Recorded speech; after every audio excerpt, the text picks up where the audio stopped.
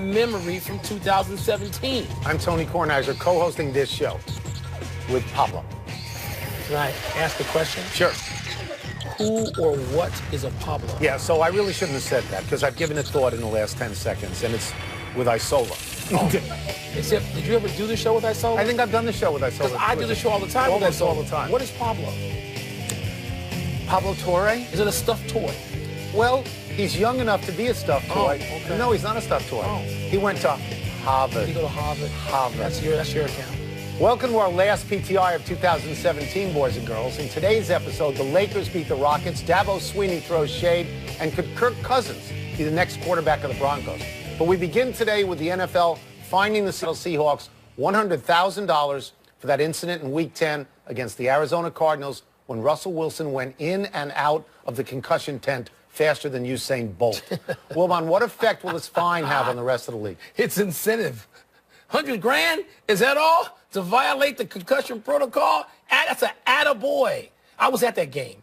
And I just remember. That was a Thursday Russell went a Thursday night game. Yeah. Russell goes off the field, and I think he had to miss one play. But he was back on the field so quickly. I didn't see him go through the 10. He was faster than Usain Bolt. But, Tony, so it's disincentive, right? And they're going to have to change it, and they're going to have to make it, they'll make it $500,000 on the way to $1 million. It's a joke.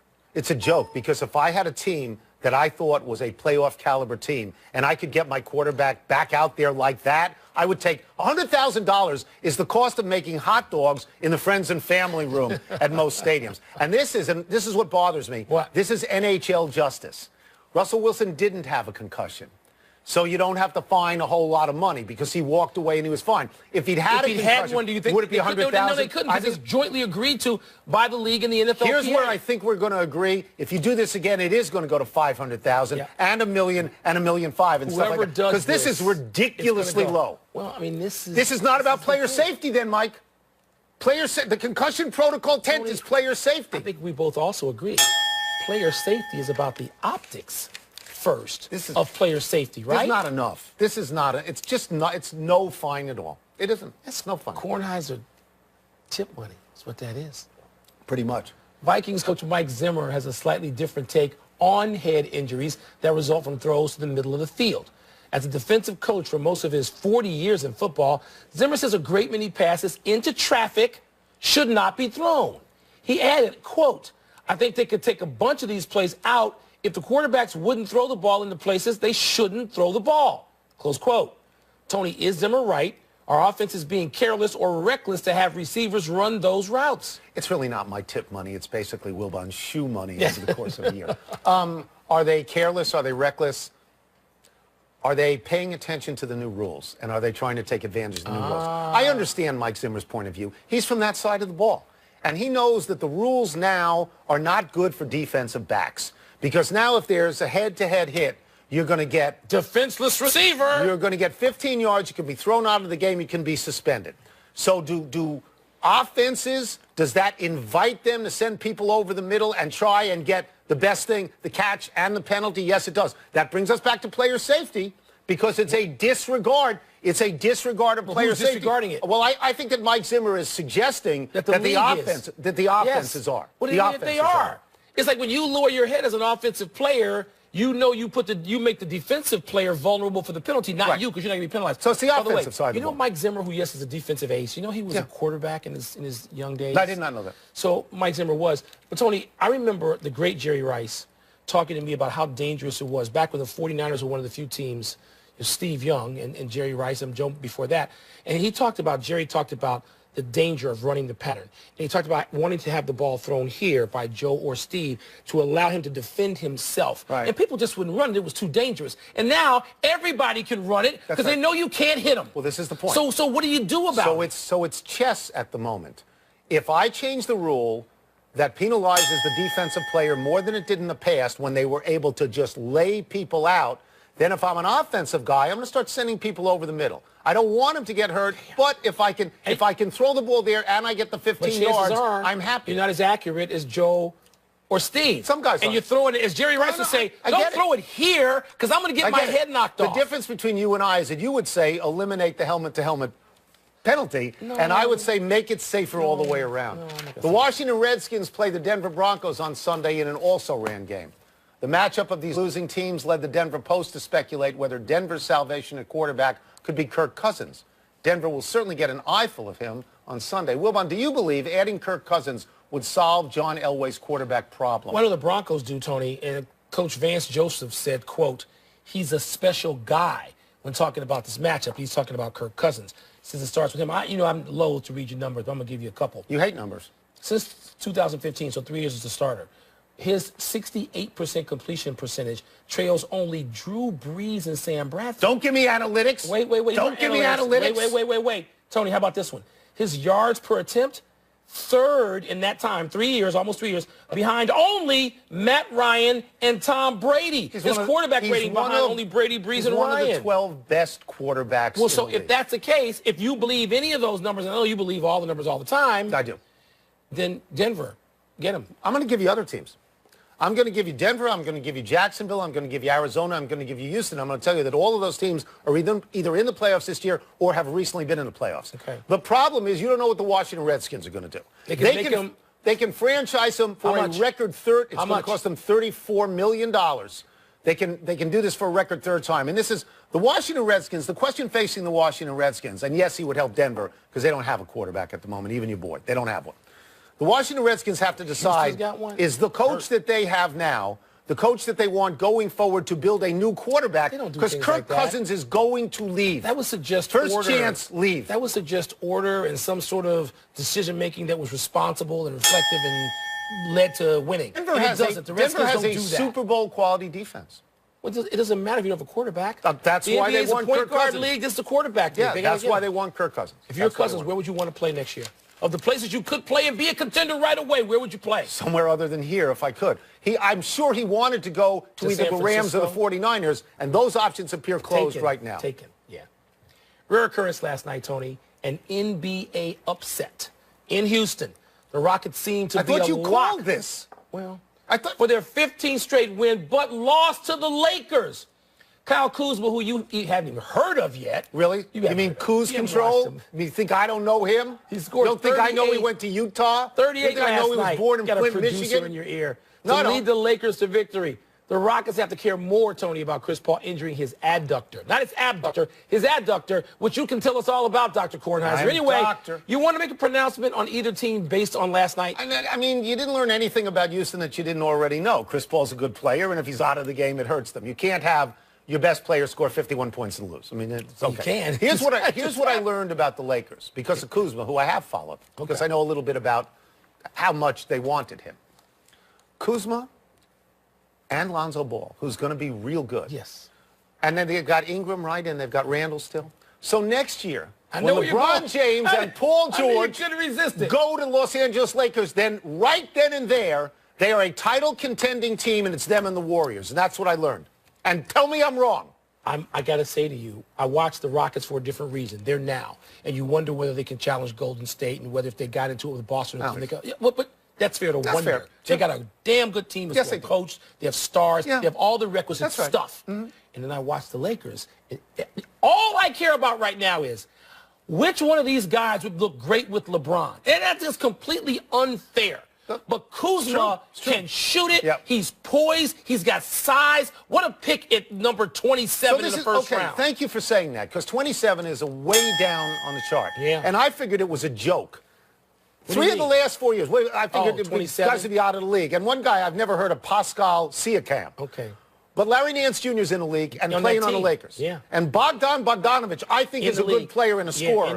And Rudy Gobert was 27. So it's not a joke. Wasn't Jimmy Butler 27? That I don't know. That's his your back, 27, 28, something like that. We move now to what might be the beginning of bad blood between Dabo Swinney and your boy Urban Meyer, two of the preeminent college football coaches. Swinney snagged a 5-star offensive lineman recruit yesterday out from under Urban's nose in Ohio. The recruit said he chose Clemson because the 48-year-old Swinney told him that the 53-year-old Meyer, difference of 5 years, already in the back end of his career. Wilbon, are you okay with Dabo Swinney's negative recruiting tactics? By the way, I'm told from the magic box into my ear that Jimmy Butler was 30th. Okay. You know, Tony, if that's the worst thing that's said in recruiting, You could simply ask the coach if you want to, well, how much older or younger are you than the guy you just slammed? And you could do that, but the parents won't do that. If that's the worst thing that's said, and it's not, I can't get riled up over that. It's completely fair to negatively recruit. Of course. It's completely fair. And everybody does it. And by the way, I'm sure Urban Meyer said about somebody's campus, you want to go to that little frog pond? Right. I'm sure he's done that. And so you tell me why the kid wouldn't pick Clemson over Ohio State, because Sweeney owns Urban Meyer. He beat him in a bowl game 4 years ago. In the national championship semifinals last year, he beat him 31-0. Yeah. So that's why you do that. And the reason this is really bad for Urban Meyer is because here are the three schools you can't lose a kid to. Michigan is one, obviously. Right. And then Alabama and Clemson, because you're a contender for the national championship, as are they. That's a bad loss for him. Yeah. He should have babysat that kid better. He's probably got another kid who's better. It's football. What's a 5-star? Who the hell knows? Well, 5-star. So what? Better than 3. These guys you know what? All these kids are pumped up, and people say they're 5-star the moment the recruiting service finds out they're being recruited. It's like in basketball. The kid was 3 stars until Mike Krzyzewski came to his house. He became 5 stars. Don't believe this. You want to recruit against Urban Meyer? You point to Utah, you point to Florida and Ohio State, and you say, how long is he going to stay there, kid? Let's take a break. When we come back, am I right? Of course I am. The Patriots' banning of Tom Brady's guru is a big deal. We're going to ask Steve Young. We'll also ask him whether it's already time for the Niners to shower Jimmy Garoppolo in long-term guaranteed money. Are you changing on him on Garoppolo? Because I think he's good. He's a Chicago boy. I'm going to like him. Okay. But let's not make it. Pardon the Interruption is presented by Captain Morgan. Holiday like a captain. Please drink responsibly. Part of Happy Hour. And in part by the United States Postal Service. Priority, you. Come back to Pardon the Interruption, presented by Captain Morgan, part of Happy Hour.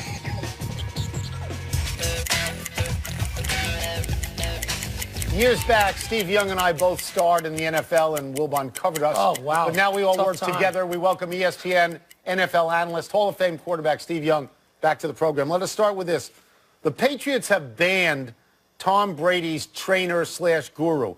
I think this is an enormous deal, and Wilbon doesn't. I'm laughing at it. Where do you come down on this? I can't believe that they actually had to, have your own guy that's in the team plane going with you and all the team functions. I don't even know how they allowed it to get to this place. But, yeah, I mean, you can't be a big deal. I mean, you don't need him next to you. I mean, you're 40 years old. He knows everything he's doing. He's an expert at all the things that this guy gave him, 15 years ago anyway. So I think the only way it's a big deal if there's some kind of rift between, Belichick and Brady, because this is my whole point. That is my whole point. You are saying to your Hall of Fame quarterback, I'm bigger than you, and so you can't have this thing that you've had for X amount of years. And if that ruptures, that's terrible. If that's what's happening, it's a big deal. But if it's legal, coming to him and saying, hey, look, this guy's being sued, and we don't want to get in the middle of it, you got to get rid of him, and it's collaborative, then that's no big deal. So, right. You know what, you're both right. You just don't know the context, because truly, if it's that, because sooner or later it gets to that, right? I'm the reason why. No, I'm the reason why. And then they've been able to manage that tremendously. If that starts to devolve, that's a problem. All right, to follow up on it just for a second. Is this trending? Personal gurus? Have you seen junk like this? I mean, if you played today, would you have somebody who you value ahead of, most of the team coaches? It seems insane to me. Not in a way that it was like a big role. I mean, if somebody was in charge of my footwork, because to me, footwork is quarterbacking. So if someone says, hey, look, I'm going to watch your feed and I'll keep you posted, Mike Shanahan used to do that for me. Just watch the film, watch the bottom half of the film, just show me your feet, tell me what you think. And inevitably, if you said at the end of the film, my feet were pretty good, he said, yeah, you played well. I mean, it was really one-to-one. So that, small little, someone wants to help my motion a little bit that says on the edges, maybe. But if someone's coming in to kind of revamp me and tell me that all these big issues that I need to change and do stuff, it's like, look, I got here. I know how to get that. You want to help me on the edges, fine, but no one who's going to come in and fundamentally be a big part of my, the guru and of what I'm trying to accomplish. avocado smoothies. Nobody was feeding you that thing. Well, that's fine. Look, it's all good. Hey, my wife, that's all I eat is avocado smoothies. So, I mean, what am I kidding? I already have my guru. I'm good to go. Steve, you told Mike Golick and Trey Wingo on radio that the Jaguars could topple Tom Brady and the Patriots. What are you seeing from Jacksonville that puts you in that frame of mind that you like so much? Well, remember the last season with Peyton Manning when his arm was hurt, and that defense just rolled through. Seattle did it 5, 6 years ago. They just rolled through. And they had enough of an offense, a running game, and a quarterback that didn't screw it up and actually helped a little bit. And that defense starts to feel this way. Now, I got to watch the next couple of weeks, but this Jacksonville Jaguar defense starts to make me feel like there's one of these big defenses, the Ravens. You know, I don't want to say they're all the way there, but it feels that way. So to me, going to New England and shutting down the Patriot offense and having them under 14 and somehow Blake Bortles and Leonard Fournette figure out how to put up 21, I could see that. That's not far-fetched in my mind. Jimmy Garoppolo has won his first 3 starts for the Niners and thrown for more than 1,000 yards. Have you seen enough already, Steve, to simply tell the Niners, bring the blank check, let's go? Well, I think they were going to generally do that anyway. I mean, he was an established player that had been through a great system, that's seen how it's supposed to be done. That's half the battle. I always, watching Joe was so important to me because I knew what its standard was. I knew, like, you can't, all this mitigating factors in the quarterback, the 1,000 of things you could blame as a reason not to be great. It's like, no, here's what you got to do. And Jimmy knows that. I think it's really effective, and you can see that he's already helped the team, stabilize the team. They have someone to look up to. They look at him as a veteran, even though he's only played 6 games. He's like, oh, this guy's been around a long time. That's the kind of image that you want. So, yeah, you have to sign him, and now spend all your draft picks and money, $100 million bucks. Go find all the receivers and defensive line, all the people you need to go make this team and make the transition from worst to first super fast. We get you out of here on this. It's a personal question. You're a Hall of Fame quarterback. That's your position. That game last week between Pittsburgh and New England was the best game of the year, and it ended in the most dramatic way possible. When you watched what Roethlisberger did on that last play, you thought what? I thought I'm going to hold him accountable to veteran quarterbacks and played a long time.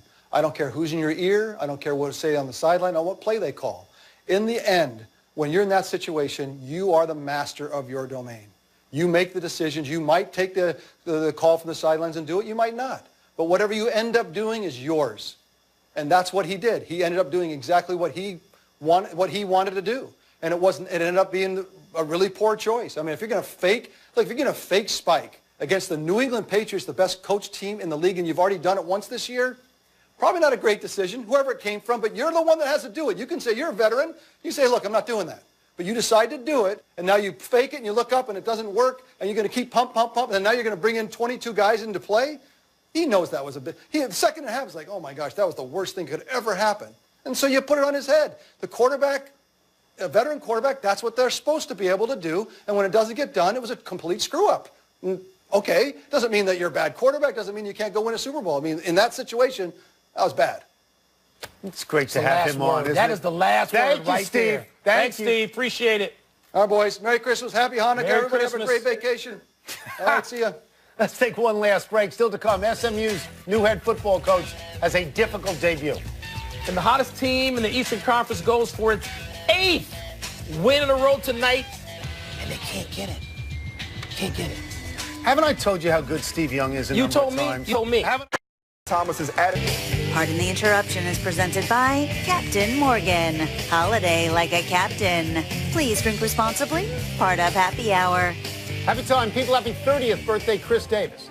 Davis hit a combined 85 home runs the last 2 seasons. And you're thinking, yeah, Chris Davis of Baltimore, big power hitter. No, the other Chris Davis. Chris Davis with a K on Oakland. And you're thinking, who? And that's the point. He hit 43 this year and 42 last year. Well, Chris Davis with a C of the Orioles, he hit 85 in 2015 and 16. Crush Davis, I don't remember you wishing him happy birthday. Today's not his birthday. How do you know that? Happy anniversary, Nick Saban, on this day 11 years ago as coach of the Dolphins. Why didn't I say that? You told the assembled Miami media that, quote, I'm not going to be the Alabama coach, unquote. 2 weeks later, you were the Alabama coach. I know how they feel because Nick Saban said the exact same thing to me. He said unequivocally he was not going to be the Alabama coach. Wilbon, let me ask you a question. Where is Nick Saban right now? He's landed in a place that leads me to never believe what he says anyway. He's the Alabama the only coach. time. He is the Alabama coach. Oops. He's great at it, Yeah, but he is. lied about it. Happy trails to Sonny Dykes' debut at SMU. SMU got crushed last night by Louisiana Tech in one of those dopey bowl games, 51-10. Sonny Dykes was coaching the bowl game because the previous SMU coach left for Arkansas. How did it go? Well, fumble on the first snap, 6 turnovers in the game, including the first 3 offensive possessions. Hard to say it went well. You watching any of these bowl games? A little bit here and there, I watch Lane Kiffin because I like him and I know you don't. One omission, the NFL has instructed referees to not use an index card to measure a first down going Yeah, so forward. I had that right That's on a good Monday. idea. It's the You big did. finish. Here we go. Let's do it. The Bulls go for their 8th straight at the Cavs tonight. Do you like their chances? At Cleveland. LeBron paying attention and playing well. Yeah. By the way, Isaiah Thomas tonight, you think? I don't think. But No. No, not yet. Defending national champion North Carolina lost at home to Wofford. That's a huge deal. It may be the biggest upset in the history of the state of North Carolina basketball, and they invented college basketball. A semi-truck Indiana, skidded off a Kentucky, road in Oregon, ended up in Evan Turner's swimming pool. Your reaction to that? If they dumped out a certain product, I might like it. Ferragamo shoes? Bingo, that's a good place Gotta to be start. waterproof. Like that. An Australian rugby player had half a finger amputated so he won't miss the start of the season. You impressed? Derivative. Ronnie Lott. Derivative. Last one, the Bad Boy Mowers Gasparilla Bowl tonight. Come on. Temple at Florida International. Just make a pick. I'd pick if I knew the difference between FIU and FAU. Do you know the difference? No. No, they're both in Florida. Lorenzo went to one of them. I don't know which one. We're out of time. We'll try and do better the next time. I'm Tony Kornheiser. I'm Mike Wilbon. We're off until Tuesday, January 2nd, Knuckleheads. Happy holidays to everybody. Eggnog. Eggnog. Lots He of likes eggnog. that. Riley Thompson of Ithaca. Shout out.